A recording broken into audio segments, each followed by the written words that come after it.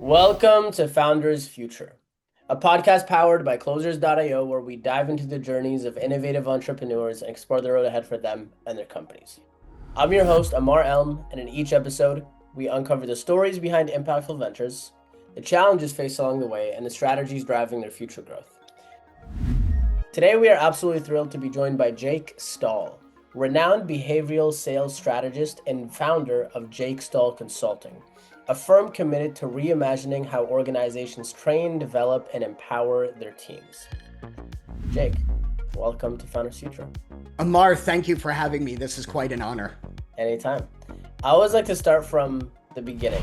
So take me on a little trip down memory lane to before you started your consulting company. What were you doing beforehand? And then what was really the motivation behind starting the company? Yeah, I was a sales rep in pharmaceuticals. Prior to that, I was a business analyst for Dun & Bradstreet. I've sold for 3 international pharmaceutical companies. I was number 1 in the nation with 2 out of 3. Still a little bitter about the third one. But in the third one, they asked me to become a sales trainer. And I jumped at the chance. I'm like, oh man, I would love to train people. But then it hit me. I have no idea how to tell other people what I do or how I do it. So I learned quick, studied psychology, neurolinguistic programming, social psychology, learned behavioral triggers, learned hook points, how to effectively use what Tony Robbins teaches, which is NLP, and started coaching. And then I went into management.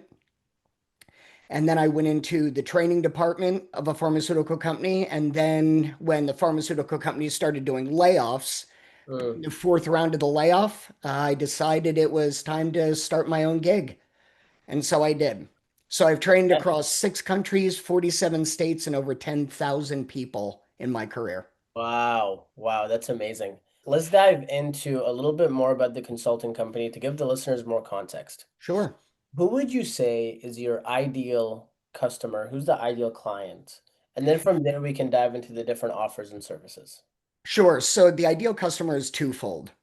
The first is any small business owner or fractional or solopreneur that says, hey, I just formed my LLC. Now what do I do? I have no idea where to go from here. The fact is, there's going to be 5 million startups this year. Wow. 95% will fail. That's the current stat. Wow. And it's not because ideas are dumb or people just don't have good ideas. It's because people just don't know how to sell themselves, promote themselves, or their product. Yeah. And that leads to the second ICP for me, which is somebody who's been in business for 6 to 9 months and says, I just can't get traction. I have no idea. My value prop just isn't hitting. I don't know how to negotiate. I can't talk to people well. So those are the people that are my main bread and butter. That Yeah. being said, I have some very large corporate clients too, but it's mostly individuals or small businesses. Okay. Got it.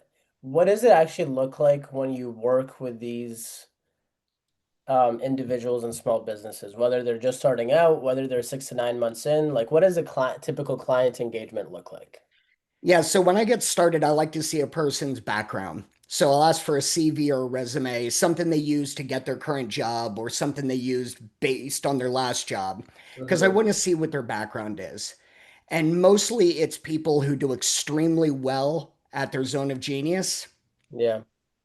but most of them have been in the corporate environment. And so they're used to being around people who respect them because of their title or where they've gotten to. And when they go out into the real world where nobody knows them, it's a whole different ball game. So I like to understand where they came from. And then I like to understand what their product mix looks like and what they're trying to do. And Got it. then I want to see what they've come up with so far. What's your value prop? What's your offer? Who have you established as your ICP? Because most people, Ammar, they just don't take the time to do those things. Yeah, no, 100%. It's crazy that they don't, especially since they're starting a company. That's one of the very first things that you need to be doing, which is, I am very curious though. You mentioned something before we started that your consulting company is unlike any that I would have already seen. So Yes. What did you mean by that? A lot of companies try to develop a script, or they go to another company that gives them this cadence that they need to do on LinkedIn or when it's a live call. Mine, I'm a true believer in that there's three things that go into business development, Ammar. And that is you need to understand people's perceptions, their perception of you and your perception of them. The second is you need to understand their conditioning. If you make an offer to a person, what is their conditioned response? And how do we break that? And then the third, Ammar, is how are we coded as humans? We're Mm, coded to reciprocate and we're coded to fear certain things and react to scarcity. If you go into opening a business and your sole thing is, I need to network and I need to be able to talk, you've already lost. mm, If you don't understand perception, conditioning, and how people are coded, you're going to fail. So that's where I start with people. And as far as I know, there's no other sales training or business development firm that even looks at those things. They yeah. look at what you say, but they don't look at how you show up and what the first impressions are. Because I'm a firm believer there's two things we all have, and that's two profiles. There's the profile you show up with, and then there's the profile that makes the decisions. And if you're Mm. not talking to the one that's making the decisions, you're not going to make a sale. 100%. I'm very interested to get your perspective on this. I was watching a podcast yesterday. It was Alex Hermosi, Cody Sanchez, and on the Diary of a CEO. I don't know if Mm-hmm. you're familiar with those names. Oh my God, yes. Okay, awesome. One of the things is they're like, make sure that you're selling with to people with money, right? People that have cash. Do you find it like with the ideal client that you target? I can imagine that they're maybe a little bit more cash strapped. I could be completely wrong, but can you shed more light on that and what your experience has been focused on that ICP? Yeah, and you know what? They bring up a good point because people who have cash typically have a couple of things in common. First of all, they did the right things, and that's why they have cash. Yep. And the second thing is they're usually willing to invest in themselves because they understand what a return on investment is. I agree with them wholeheartedly with that. I also agree that the group that I go to is a little bit more cash strapped. But that's the point of selling is getting the people who don't have the cash to invest in themselves to understand the value of investing that cash. Mm, So I have some clients who they're really tight. They're barely making the bills. But by the time they're done with me, they're far surpassing the bills they had. Then I mm, have other clients, like I have a multinational corporation I work with right now. They've got the deepest pockets ever. okay. So they don't mind spending the money. So I don't use cash as part of my ICP, but I could see the value of doing so. Yeah, fair enough. What are your price points? Is it fixed or is it custom depending on the person and the project? It's custom depending on the person and the project. Got it. So Okay. I'll either do a retainer Okay. or I will do a set of coaching sessions Got or it. we'll do a project. Got it. Perfect. I'd love to shift a little bit to the back end of the business. Sure. When it comes to customer acquisition and lead generation, Yep. how do you personally acquire your customers? I have a large network of people with large networks. Okay. So a lot of mine is reaching out to those people and letting them know when I'm available. Now, Lamar, that being said, over the past 5 years, 100% of my business is referrals. Wow. Yeah. So I'm very That's fortunate in that 5 years. regard, but I've been around for 30 years. Fair So enough. I've got a name that does carry some weight in certain circles, and that's been very good to me. That being said, I'm always networking with people, Hmm. always talking with people, offering them reasons to work with me and refer me. Got it. That's powerful, especially 5 years. That's huge. I Yeah. was just talking to a gentleman earlier this week, and I think he's a couple years in, and his business is primarily referrals and word of mouth. Yeah. But he experiences a lot of inconsistencies and unpredictability with that. He finds that it's a lot of ebbs and flows, so he's trying different strategies, different tactics. So I'm curious for you, do you experience similar things with solely referrals, or for you, has it been fairly steady given that you've been in the industry for 30 years? No, there's definitely ebbs and flows. What do I you think think? there, I think somebody who can work on referrals for that long and not have ebbs and flows, I'd love to know their secret. Yeah, But yes, I do have them. But I also set aside enough money and make enough money on a contract that I can get through an ebb pretty well. got it. Do you implement any other strategies to mitigate the ebbs and flows, like in terms of lead gen or anything like that? Not currently. When I'm not doing my consulting business, I'm working on my other business, which is Orchestrate. So sometimes Okay. it's decent downtime to get that to happen. Fair enough. Walk the listeners through Orchestrate. What's that? What why you started it? What it's all about? Walk me through that. Yeah, so I have the consulting business, which is what I call neurostrategy. It's the combination of behavioral and social psychology with NLP. I've actually trademarked the term neurostrategy. And so, because I was doing this in my consulting business, I had people who wanted access to me when they couldn't get access to me. Mm, So, I built Orchestrate so that they could have the same type of advice that I would give them live, which okay. is how to build your offer, your value prop.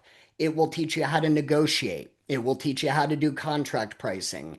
It will develop everything from a landing page to an email campaign. But the difference between this and everything else, Amar, is that it is all based on the way the human mind makes decisions. Mm, It's not some magic script that you send out to 10,000 people. It's literally geared towards each individual person that you're working with. wow. Yeah. Wow. Has that been difficult to develop and to just get off the ground? Like what's the initial process of building something like this look like? Yeah, it took a long time to really even get an MVP. Mm, It was just, it was agony. And only within the past couple of months have we really been narrowing it down and getting it right. We just did a full market launch back in December, and we've been growing steadily ever since. We're looking for investors right now, but it was a long hit and miss process. did you have to hire developers? Like how did that process, was it offshore? Was it onshore? Can you just walk me a little bit through that? Yeah, so I have a gentleman I met probably a year ago, and he and I hit it off pretty quick, and we decided to do this together. So I'm the sales and marketing side, I'm the AI programmer, and he's on the tech side. Mm, He does everything in the background that makes things flow. So he and I own the company. We both have our own side of the company that we focus on. And then yeah. I have some equity holders that do our marketing, I CFO, see. customer experience, digital marketing. So it's all built by owners of the company. Yep. And we're all doing this right now part time until we can get an investor. Yeah, fair enough. What does that process look like? Because I'm sure there's people listening to this and they're potentially thinking about getting investors. What is your approach going to be to get funded? Yeah, so I reach out to all my people with big networks Mm, and I say to them, this is what I'm looking for. Do you know anybody? And mm, because I've nurtured these networks for so many years, when I reach out to somebody, they're like, Jake, I'll see who I have. So yeah. we've been getting a lot of word in mouth.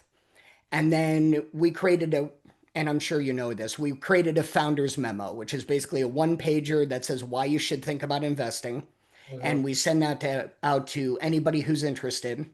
And then if they want to take a meeting, we then go through the pitch deck with them. But it's a Got it. long process because you have to Yeah. decide whether you want private investors, angel investors, institutional investors. You Yeah. have to have a certain type of corporate structure to take outside money. So it's a lot of details. Oh, 100%. Have you ever thought about paying like an investment bank or some sort of firm to help you raise capital?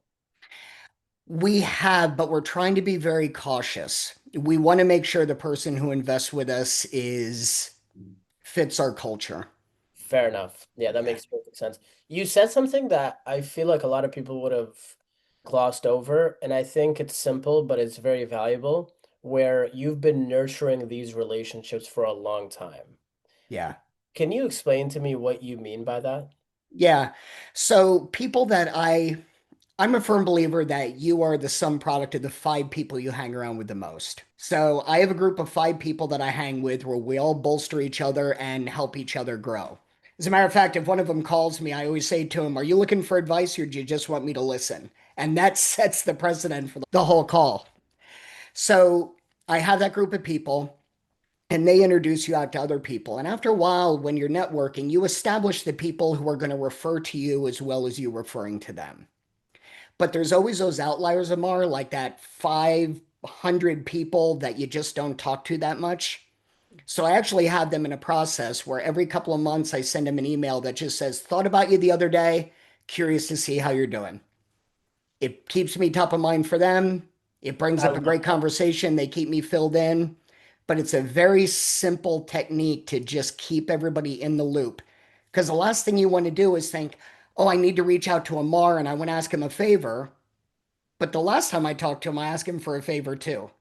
Yeah, So it's important that you continue to nurture in between with non-favors, offering to help them do something, giving them something of value.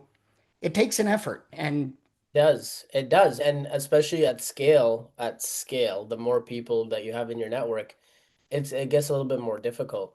But I love that so much. It's so simple. Thought about you the other day. Just wanted to see how you're doing. yeah, Boom. it's very intentional. And I would say probably 85% of the people answer.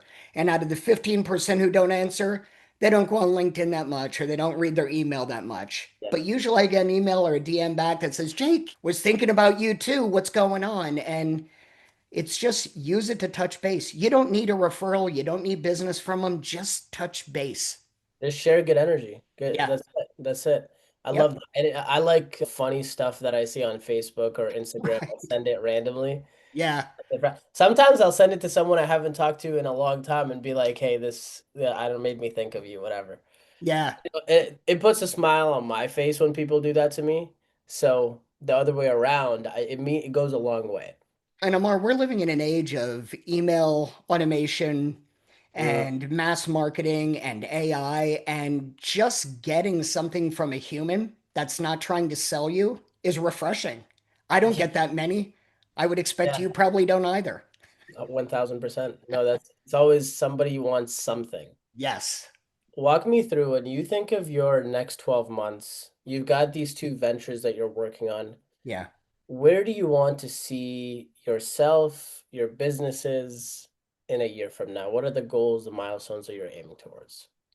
Ideally, I would love to see Orchestrate get some investors and see us be able to blow that out of the water. Our product path that we're looking at is unlike anything that's out there on the market today. Mm, So we want to really capture that. But then there's the flip side of it where I want to continue doing my consulting, and whether that's an add on to Orchestrate or I continue to do it on my own. Right now, I'm looking at starting a coaching show, and I've got a couple of backers for that. okay. So I would like to see that up and running full force. Got a lot of big plans. And people say shoot for the stars, and if you hit the moon, you're doing good. I just don't like to fall short of the stars, Yeah, you know? that I like that. That's awesome. Well, Jake, thank you so much for your time. What is the best way for people to reach out to you to work with you? My best advice is to reach me on LinkedIn. If you're seeing this, go to Jake Stahl. There's a couple of hundred Jake Stahls. There's only one that looks like me. If you're just listening to this show, go to the Jake Stahl that shows as the CEO of Orchestrate, and that is me. Awesome.